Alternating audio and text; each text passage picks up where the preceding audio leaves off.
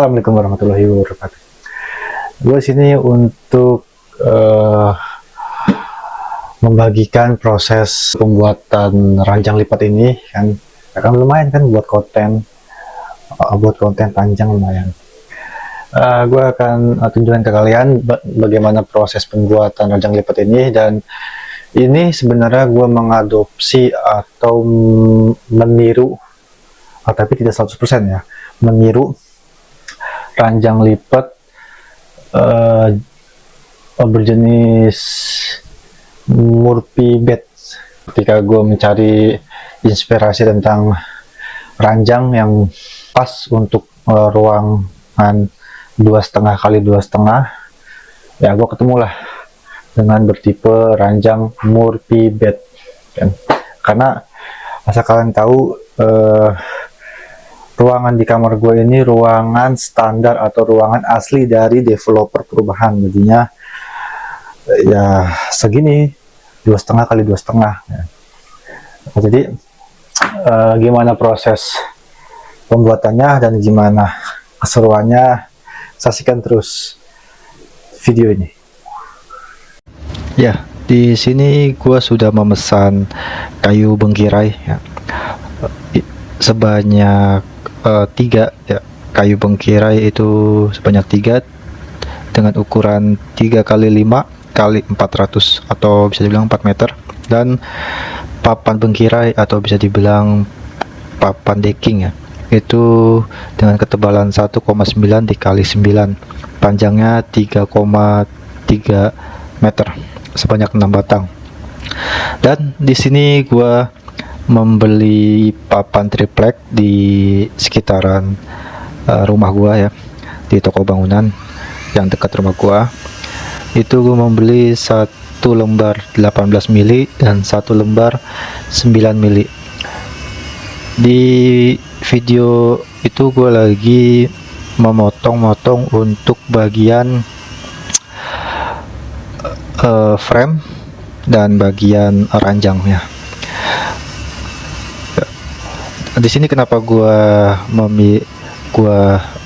memakai triplek, karena bentangannya itu melebihi 2 meter, jadi lebih masuk akal bagi gua untuk memakai triplek.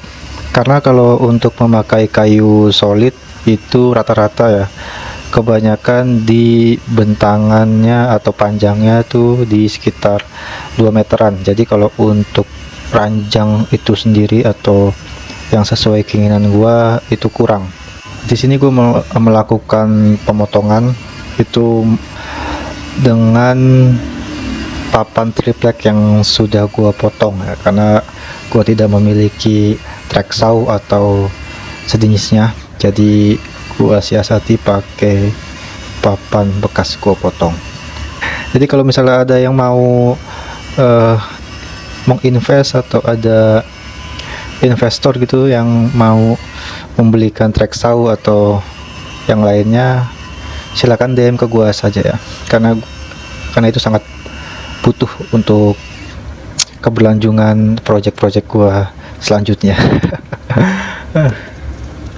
Setelah gua memotong papan triplek, dan ini saatnya untuk memotong papan kayu solid ya. Ini gua menggunakan papan kayu solid mahoni. Itu gua beli papan mahoni sebanyak 3 lembar, yaitu 3 kali 50 kali 150 itu 1 lembar, dan 3 kali 25 kali 200 itu 2 lembar. Jadi di sini yang 3 kali 50 nya itu gua sengaja untuk membeli untuk gua belah sesuai keinginan gua, dan untuk yang 3 kali 50 itu gua gunakan untuk ranjang, dan untuk yang lebarnya 25 gua gunakan untuk bagian frame. Di sini gua memotong papan kayu mahoni yang gue potong jadi 170, jadi ketinggian framenya itu gue bikin 170 cm. Dan untuk papan yang lebar 50, di sini gua membelah sesuai keinginan gua, yaitu 19,5 cm dengan panjangnya itu 140 cm, karena di sini gua mengikuti ukuran kasur yang gua punya, karena kalau mengikuti kasur orang lain ya nanti gua dimarahin kan.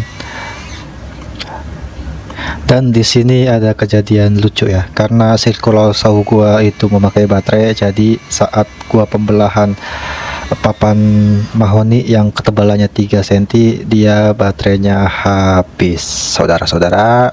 Oke, di sini gua jeda dulu selama kurang lebih hampir 1 jam bisa dibilang kan lah.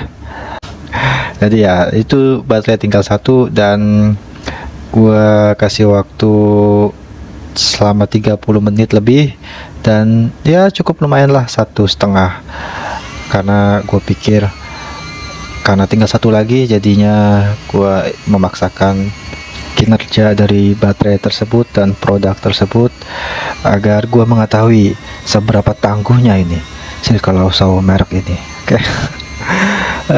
Alhamdulillahnya terpotong dengan lancar dan sempurna. Oke. Setelah selesai memotong, akhirnya baterainya gua cas lagi, gua istirahatkan, dan pekerjaan hari ini gua cukupkan sampai di sini, karena sebenarnya target gua itu untuk hari ini cukup untuk membelah-belah triplek dan papan kayu. Sudah hari berikutnya, dan di sini gua ingin menyerut kayu bengkirai dengan ukuran 3x5 dengan mesin serut Bosch GHO 1682, dan di sini juga gua akan bikin video terpisah untuk review mesin serut ini, jadi ditunggu saja ya video reviewnya ya. Setelah menyerut kayu kasok bengkirai yang berukuran 3x5 sebanyak 6 batang dengan ukuran 140 cm yang cukup lama dan cukup melelahkan, dan sangat kotor di bagian garasi atau teras gua, yang membuat gua pusing kepalang, asik pusing kepalang sampai menepok menepok jidat maksud gua ini, karena debunya, serbuk kayunya itu kemana-mana. Jadi inilah yang membuat PR, dan inilah yang tidak kalian tahu bukan, dengan proses DIY atau proses influencer atau content creator yang membuat sesuatunya di rumah. Jadi gue tampilkan seperti ini agar kalian tuh tidak hanya melihat enaknya saja, tapi kalian juga harus tahu pengorbanan seorang woodworking yang mengerjakan di rumah itu seperti apa. Ya, jadi ini gambaran untuk kalian-kalian ya, termasuk gue juga pemula. Jadi bukan hanya capek untuk mengerjakan project, tapi juga capek untuk membersihkan sisa-sisa project. Dan sisa serbuk kayu ini nanti gua gunakan untuk alas kandang kelinci gua ya. Jadi ini tidak terbuang sia-sia begitu saja. Oke. Masih bisa dimanfaatkan kok ini. Ya, sebelum mengerjakan tahap selanjutnya, di sini gua ingin membersihkan dulu area kerja gua atau bisa dibilang teras gua, karena ya gua ingin area ini bersih dan rapi, jadi gua mengerjakannya juga enak gitu. Dan bisa kalian lihat sendiri di sini debunya berterbangan banyak sekali, bahkan sampai nempel di pelan itu ya.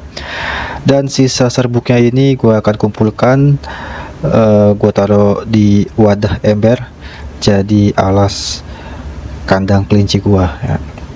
Jadi jauh lebih hemat daripada gua beli serbuk-serbuk kan. Lebih baik gua manfaatkan serbuk yang ada untuk gua pakai. Ya, di sini gua lagi proses penempelan ya, antar kayu. Jadi kedua kayu kaso ini sengaja gue tempel untuk di bagian tengah kan, karena bentangannya sepanjang 2 meter dan di tengah-tengah itu gue pengen ada penguatan lebih. Jadi dua kayu ini gue dijadiin satu biar jadi lebih kokoh, kuat, dan tahan lama untuk ranjang itu sendiri. Untuk hari ini, atau bisa gue bilang atau gue sebutkan saja ya biar gampang ya, untuk proses kedua ini atau hari kedua ini target gue pertama serut dan menyambungkan dua balok jadi satu untuk di tengah ranjang itu sendiri. Dan untuk tahap ketiga atau hari ketiga di sini gua melakukan proses cowak mencoak ya, bukan atoel mentoel. Oke. Di sini akan gue coak kayu di antar sisi ya, ujung dan ujung itu gua coak untuk dudukan papan bengkirai atau decking bengkirai. Di sini triknya yang gue lakukan itu dua kayu gue jadiin satu atau gue gancet agar mudah dan cepat untuk proses pencoaknya, karena biar presisi, biar sama antar ujung-ujungnya. Jadi gue gancet bisa dibilang ya, sebutkannya gancet aja lah ya, lebih enak karena kalau di gancet jauh lebih enak. Tapi gua disclaimer dulu ya, di sini yang digancet itu kayu, bukan santriwati yang digancet. Alah, keceplosan. Dan membuat statement hamil karena mimpi. Alah, goblok. Ya, setelah kayunya gua iris-iris dengan mesin circle saw gua, di sini gua ingin mengetes performa dari router DCK KMR 8S, dan gue juga akan membuat video review terpisah untuk produk DCK ini, jadi tunggu saja ya reviewnya.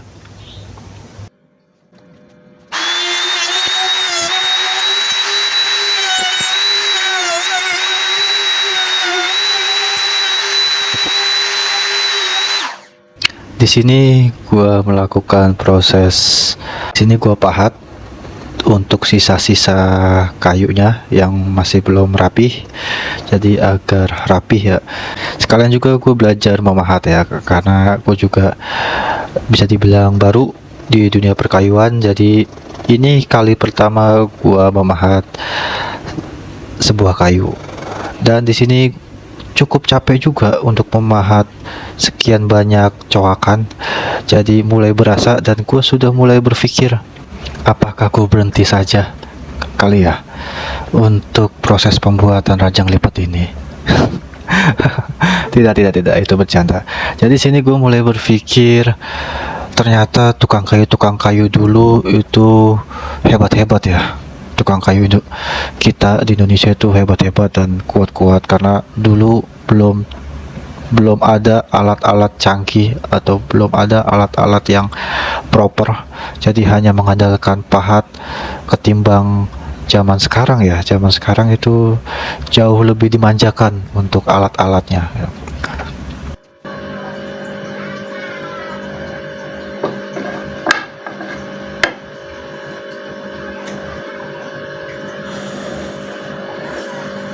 Bak gayung pun bersambut, jadi papan ini tidak mau kalah dengan balok, jadi dia pengen juga untuk dibobok ya, dibobok dan diacak-acak oleh router ini. Jadi yang diacak-acak bukan santriwati ya, yang diacak-acak sama abah ya. Apa mainnya abah-abahan ya.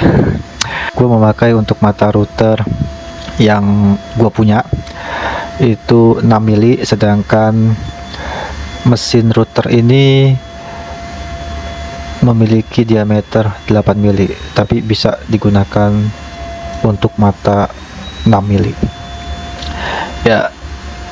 Untuk kalian untuk diketahui saja ya, disclaimer di sini untuk para pemula atau bermain kayu Jadi gua sarankan untuk membeli mata router yang benar-benar tajam dan merek yang bagus ya, yang sudah terbukti ketajamannya. Jadi jangan kalian beli yang sudah satu pak atau sepaket kalau ingin awet atau digunakan jangka panjang ya. Jadi sini gua disclaimer dulu, kalau ingin digunakan jangka panjang dan awet itu walaupun penggunaan kalian hanya skala rumahan, itu lebih baik beli mata router yang satuan. Memang jauh lebih mahal ketimbang kalian beli yang satu pak atau satu kotak atau satu set ya. Kenapa gue bisa bilang begitu? Karena berdasarkan yang sudah gue alami dan sudah gue jalani, ini mata router kurang tajam, jadi sehingga membuat permukaan kayu itu gosong. Bisa kalian lihat sendiri nanti ya, gosong itu.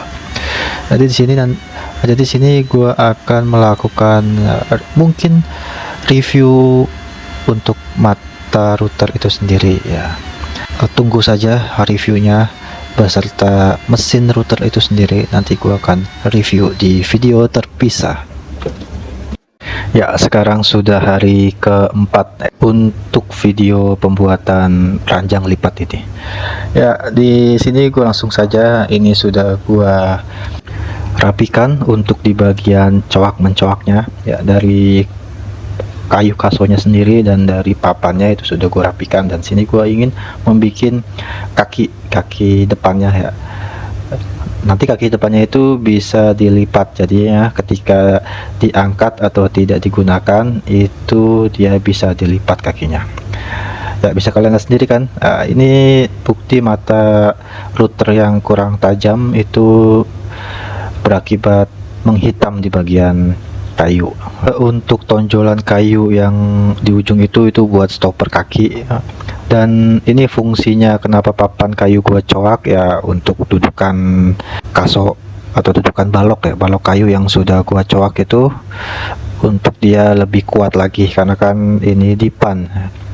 Takutnya kalau hanya mengandalkan skrup dan lem, gua takutnya dia akan mudah lepas atau bergeser. Jadinya gua kasih dudukan, dan cowakan ini itu berguna untuk papan bengkirai atau papan decking agar lebih kuat lagi. Jadi gue sini mau mencoak papan decking untuk space baut ya, karena sini ada lubang engselnya, engsel pivot dari ranjang ke frame, jadinya terbentur itu ya. Gua mau nggak mau gua coak sedikit untuk space baut, dan karena lubang pivotnya ini yang sudah gua ukur terbentur dengan kayu kasonya itu pas banget dicoakan, makanya disitu gua perkuat lagi untuk gua baut 2 biji agar lebih kuat. Ada cerita lucu ketika gua ingin membuat kaki depan ya, yang gua bikin ini dengan kayu jengkol ya, kayu palet jengkol, dan itu di bagian ketika gue melubangi engsel pivotnya biar bergerak, dia pecah. Jadi ya mau nggak mau gue harus bikin lagi. Untungnya masih ada stok kayu ya, ini gue bikin lagi dan gue sesuaikan, gue samakan dengan kayu yang sudah ada ya. Seperti inilah kadang hal-hal yang tidak kita harapkan ya terjadi ya. Oh ya, sampai lupa, itu coakannya yang tadi untuk papan decking ya, agar kaki depan kanan kirinya itu dia sama dan rata. Jadinya gua sambung atau gua hubungkan dengan kayu papan decking. Langsung saja tanpa berlama-lama gua akan proses pembuatan pembuatan kaki untuk kaki yang patah ya. Jadi gue buat ulang ya, kerjaan 2 kali sih bisa dibilang ya, dibilang bisa ya, kita lihat saja. aduh. Dan untuk trik dudukan papan decking itu gua iris-iris ya kan. Ketebalannya atau kedalamannya itu gua sesuaikan dengan papan decking itu sendiri, jadinya bisa kalian kira-kira saja. Kalau ketebalannya 1,9 ya kalian kasih di ketebalan 1,9, jadinya semua rata. Oke. Setelah gue iris-iris, gue gunakan pahat untuk mencok bagian itu. Untuk bagian setengah lingkaran itu gue gunakan saja atau gue kombinasikan dengan circle saw dan pahat, karena kalau pakai jigsaw kelamaan ya, dan juga terlalu banyak alat, gue males beresinnya ya. Dan inilah hasilnya. Oke, jadi kanan kiri itu sama presisi antar lubang engsel dan dudukan papan decking itu sendiri. Saatnya proses penjodohan. Oke, penjodohan. Aduh, dijodohin papan mahoni dan kaso pengkirai ya. Ini buat tulangan kanan kirinya, karena kan bentangannya panjang, gua harus memiliki kekuatan di situ ya, minimal di ujung-ujungnya itu kuat. Jadi gua jodohkan saja nih kasonya dengan papan ya. Di sini gua memakai metode atau trik. Gua skrup, dan setelah gua skrup lubangnya ini gua countersink ya. Jadi untuk yang bertanya-tanya itu bor siapa itu yang warna merah, bor gua kemana yang warna biru ya. Yang bor yang warna biru itu ketika gua gunakan untuk melubangi engsel pivot ya, yang berdiameter 22 mili itu ternyata mengalami kendala di bagian kanan kirinya itu, dia konslet. Dan nanti akan gue buatkan video perbaikan untuk bor gua yang warna biru ya. Di sini gua menggunakan bor, gua minjem ke tetangga atau bisa dibilang ke Pak RT. Untuk di countersink itu sendiri gua lakukan agar bautnya lebih masuk ke dalam dan terlihat rapi ya. Kalau misalnya bau gua dempul biar lebih bagus lagi, tidak terlihat bautnya, bisa saja, tapi ya kita lihat saja nanti ya, karena kan ini posisinya ada di bawah. Dan setelah gua skrup, ternyata skrupnya itu melebihi kayu, jadinya mau nggak mau gua harus ratakan dengan bor. Kok bor sih, makin ngaco gua ini. Dengan gerinda, gua ratakan dengan gerinda. Setelahnya gua bor lagi untuk bagian engsel pivot ya. Di sini gua bor dengan mata bor, gua nggak tahu ini namanya mata bor apa, tapi dia diameternya 22 mili sesuai dengan selongsong besi itu sendiri yang gua beli sekitar 22 mili.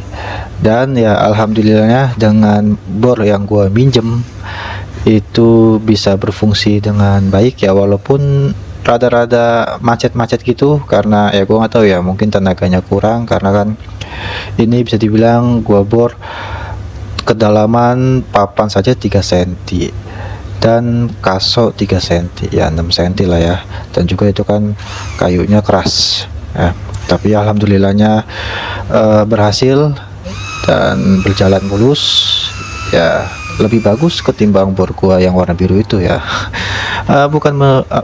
Bukan bermaksud untuk menjelekkan suatu produk, tapi ya ini untuk refleksi untuk produk itu sendiri ya, agar bisa diterima oleh masyarakat atau konsumen. Cobalah perbaiki lagi di bagian triggernya atau di bagian kualitas dari produk itu sendiri ya. Padahal ini produk lokal yang gue punya ya, yang warna biru itu ya, padahal itu produk lokal yang sudah brandnya sudah besar, sudah ternama, dan banyak sekali dipakai oleh para tukang ya. Inilah hasilnya setelah gua proses pengeboran.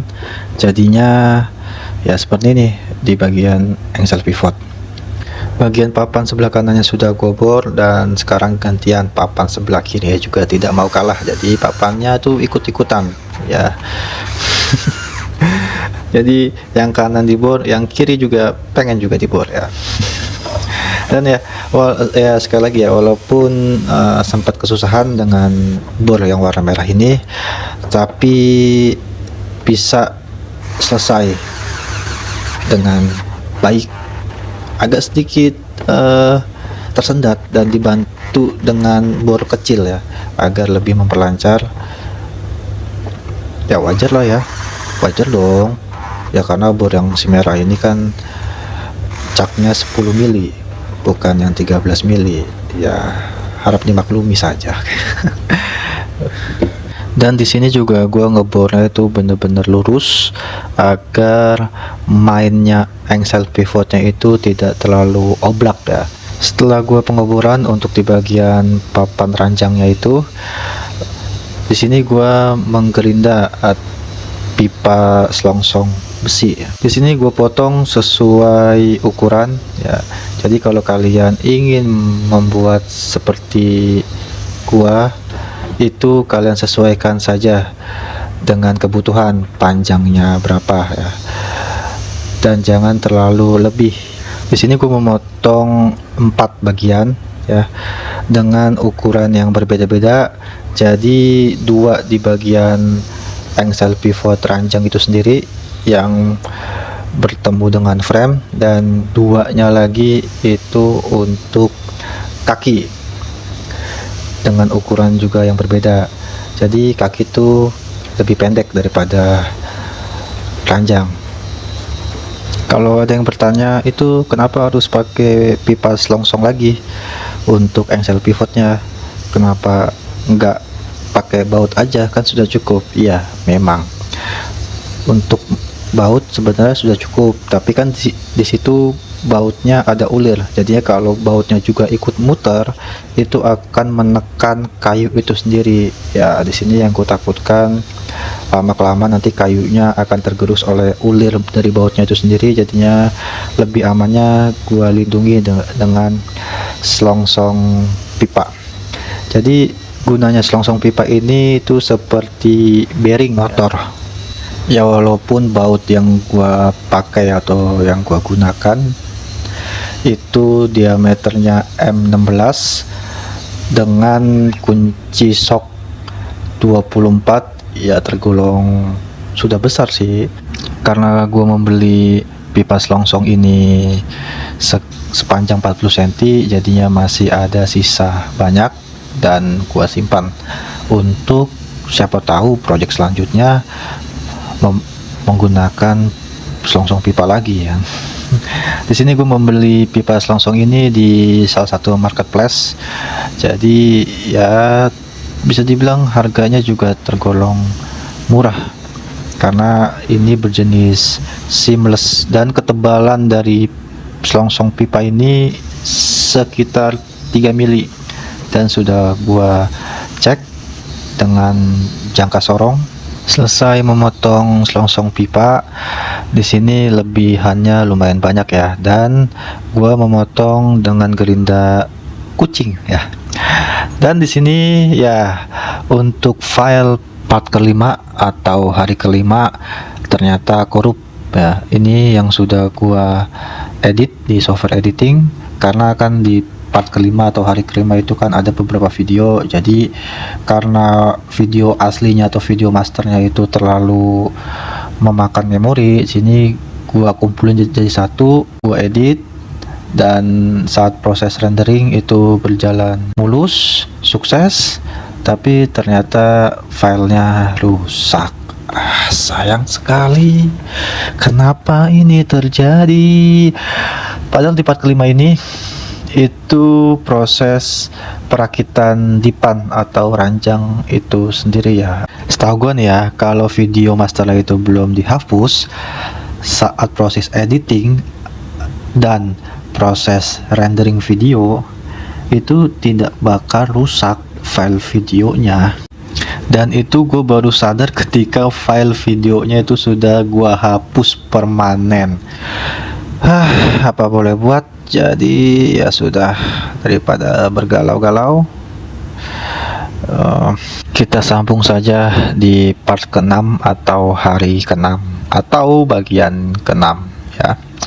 Di sini gua di hari ke-6 ini tahap perakitan frame, dan ya bisa kalian lihat sendiri yang papan sebelah kiri ini papan 18 mili yang kurang bagus atau bisa dibilang jelek, bisa dibilang kualitas cor ya. Ini kulit luarnya menggelembung, dan kalaupun mau dipaksakan cat itu agak susah, nggak bakalan nempel sepenuhnya. Jadi mau nggak mau ya pasti kalian harus ngelotok, atau gua ngelotok semua itu. Akhirnya gua membeli papan multiplex 18 mili lagi di tempat yang berbeda, tapi ya ini, dan ternyata multiplexnya ini sangat bagus atau cukup bagus. Bahkan kalau untuk kalian gunakan membikin perabotan, ini sangat layak ya ketimbang yang sebelah kiri. Karena kenapa gua ini membeli, karena kan di bagian frame ini kan benar-benar dibutuhkan karena bentangannya panjang dan digunakan untuk bagian bawah dan atas ya. Kalau papan tripleknya jelek gak bakalan kuat juga kan.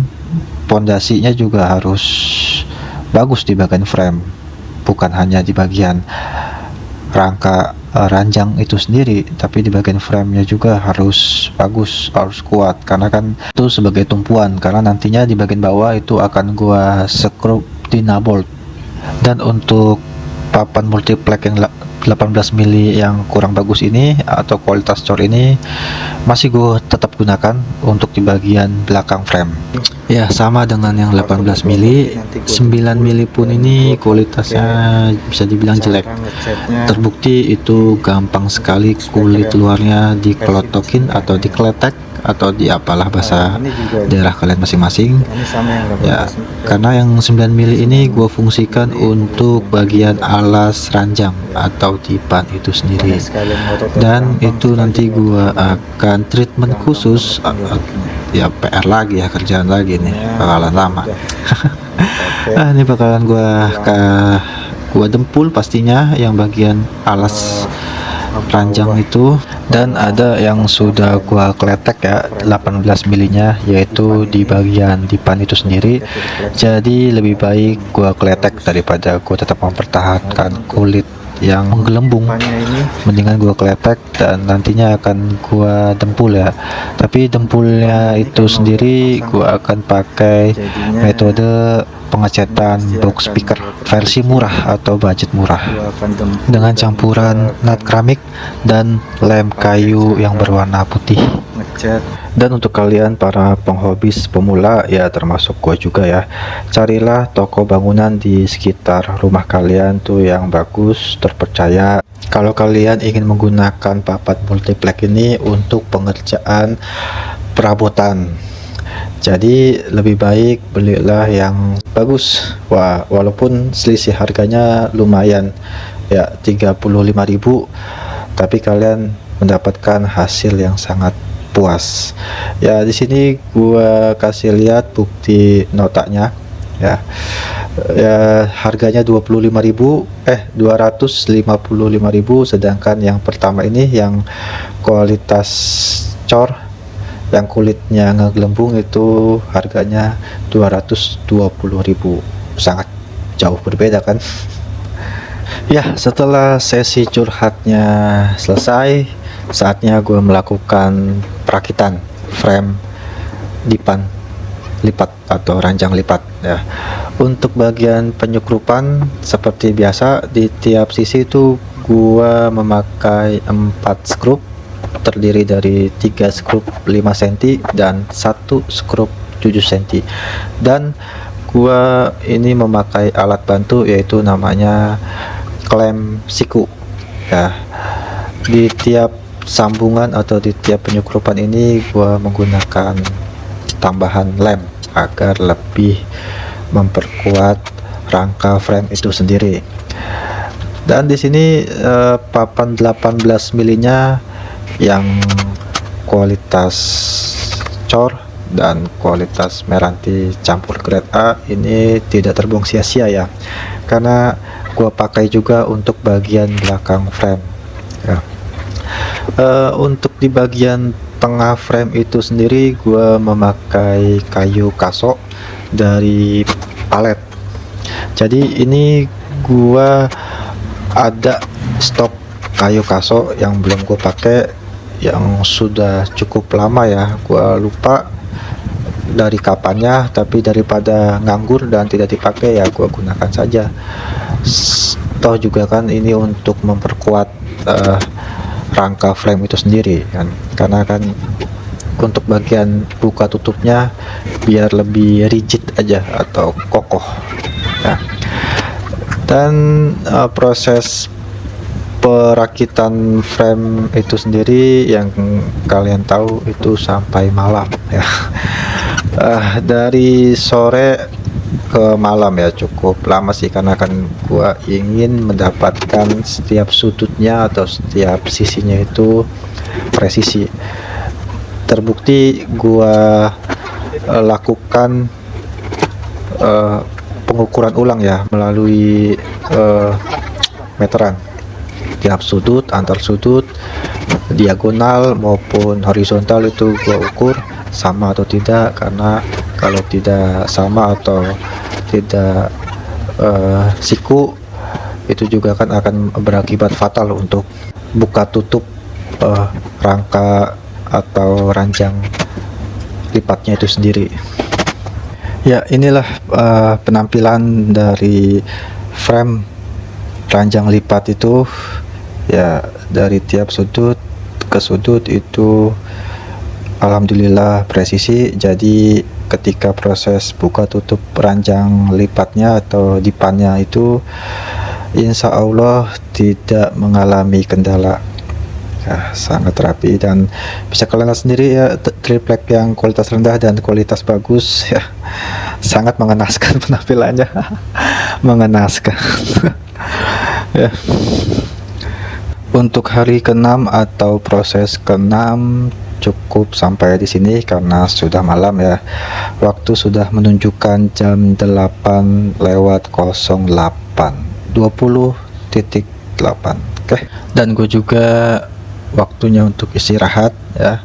Kita lanjutkan proses ke-7 atau hari ke-7 di part kedua. Dan sekian dari gua, terima kasih.